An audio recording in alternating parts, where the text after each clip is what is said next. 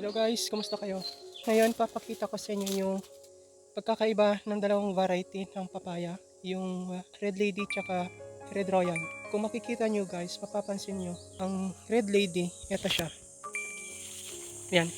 Kung makikita nyo, di ba? Ito na yung, ewan ko kung pag ilang batch na bunga yan.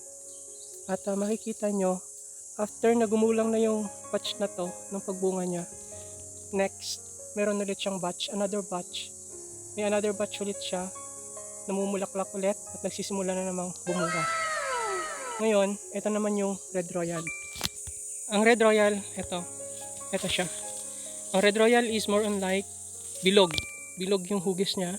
Unlike sa Red Lady, siya ay oval. So mapapansin niyo dito, wala. As in wala siyang kasunod agad na batch ng pamumunga niya. Kumbaga tumitigil siya ng pamumulaklak. Hindi ko alam. Siguro talagang ganito yung karakteristik nitong Red Royal. Talagang tumitigil yung pagbubunga. Unlike dun sa Red Lady, kung makikita nyo. Ayan, Red Lady yan. Yun yung baba niya. Tingnan nyo yung taas. Diba? Ito oh. So yan yung baba. Yun yung taas niya. Diba?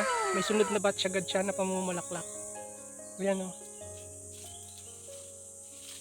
So, yung taas niya, marami na ulit bulaklak. Ito, Red Royal, tingnan niyo yung taas. Di ba? Wala man lang siyang kabula-bulaklak. At saka hindi siya ganun kahitik mamunga. Red Royal. Ito, Red Royal yan. So, yun guys, yung pagkakaiba ng dalawang variety ng papaya. Red Royal at Red Lady. Mas the best pa rin na itanim ang Red Lady talaga. Kasi, bukod sa namumutik-tik siya mamunga, marami, pag natapos yung first batch niya, sumusunod agad yung panibagong batch, namumulaklak din agad siya. So mas the best na yun talaga ang itanim, unlike din sa ibang varieties. Yun na guys, and see you in our future vlogs. Bye!